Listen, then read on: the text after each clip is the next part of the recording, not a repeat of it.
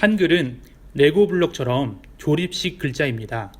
자음 14개와 모음 10개만 외워놓고 조합을 해서 다양한 소리들을 표현할 수 있어요. 오늘은 이 조합법에 대해서 말씀드리도록 하겠습니다.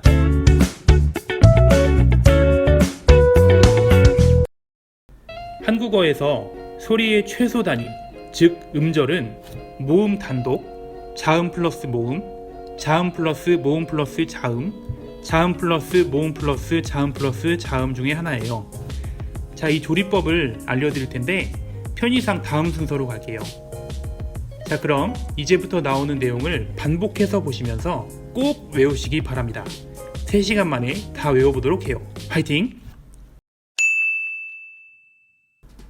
모음이 점과 세로선의 조합일 경우 자음이 왼쪽, 모음이 오른쪽입니다. 그리고 읽을 때에는 왼쪽부터 읽습니다. 이건 가가 되겠습니다. 모음이 점과 가로선의 조합일 경우 자음이 위, 모음이 아래입니다. 읽을 때에는 위에서부터 읽습니다. 이건 고가 되겠습니다.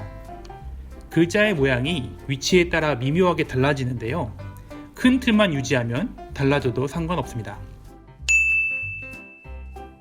가로 모음과 세로 모음을 합치면 이런 복합 모음들이 나오는데요.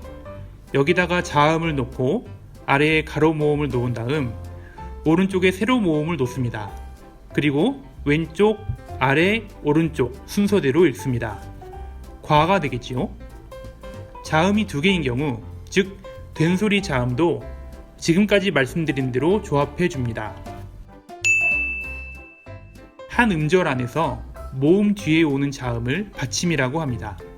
앞에 1, 2, 3번에서 조립한 글자들 밑에다가 받침을 위치시킵니다. 위에 있는 글자들을 다 읽은 다음에 마지막으로 받침을 읽습니다. 간, 곤, 관 이렇게 되겠죠. 받침은 대부분 자음 한 글자이지만 자음이 2글자 오는 경우도 있습니다.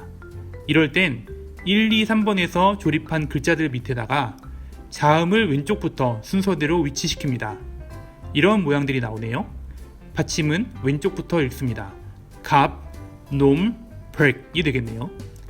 참고로 2글자 조합의 받침은 이게 전부이고 이 이외의 조합은 한국어에 없습니다. 조합법은 이게 끝입니다. 보시면 일정한 법칙이 있는데요. 어떤 글자건 간에 왼쪽에서 오른쪽 그리고 위에서 아래 순서대로 쓴다는 것을 알 수 있습니다. 자, 그런데 아, 오, 와처럼 자음 없이 모음의 소리만을 표현하고 싶을 땐 어떻게 해야 할까요? 모음만 쓰시면 안 됩니다. 이럴 땐 자음 이응을 씁니다. 세로 모음은 이렇게, 가로 모음은 이렇게, 복합 모음은 이렇게 되겠죠? 방금 말씀드린 대로 이 이응은 모음 앞에 올 때에는 자음이 없는 걸 의미하지만 받침일 때, 그러니까 모음 뒤에 오는 경우에는 응 소리가 납니다. 이 글자들은 강, 농, 황인 거죠. 꼭 외워놓으세요.